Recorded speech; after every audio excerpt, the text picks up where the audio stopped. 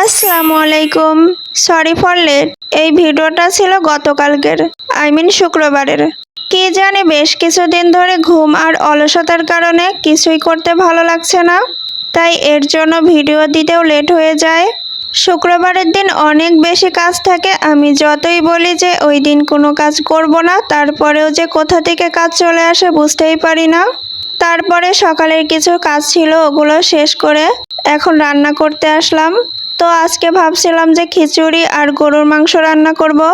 অনেক দিন পর রান্না করতে আসছি, জানি না কেমন হবে। অবশ্য আম্মুর হেল্প ছাড়া কখনোই সম্ভব না। তারপরে ওখানে মাংস সিদ্ধ হওয়ার জন্য ঢেকে দিয়ে এখানে খিচুড়ির জন্য পানি দিচ্ছিলাম। আজকে খিচুড়ি রাইস কুকারে রান্না করব। এইদিকে মাংসগুলো ভালো করে কষানো হয়ে গিয়েছে।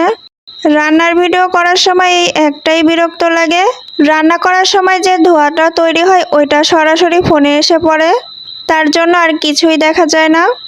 আমার আবার যে কোনো মাংসের সাথে আলুটা খুবই পছন্দ। আর বেশ কিছুদিন ধরে কারেন্ট তো অনেক বিরক্ত করে চলছে, আর ওই দিন ছিল মেঘলা মেঘলা, তাই ভাবছিলাম যে কারেন্ট যদি চলে যায় তাহলে তো আমার রান্না করাই হবে না। তারপর রান্না শেষে যে মশলা দিতে হয় ওইটা দিয়ে নামিয়ে নিলাম। আর এই তো রান্না শেষ, এখানে খিচুড়িও হয়ে গিয়েছে। আজকের ভিডিও এই পর্যন্তই। ভালো থাকবেন, আল্লাহ হাফেজ।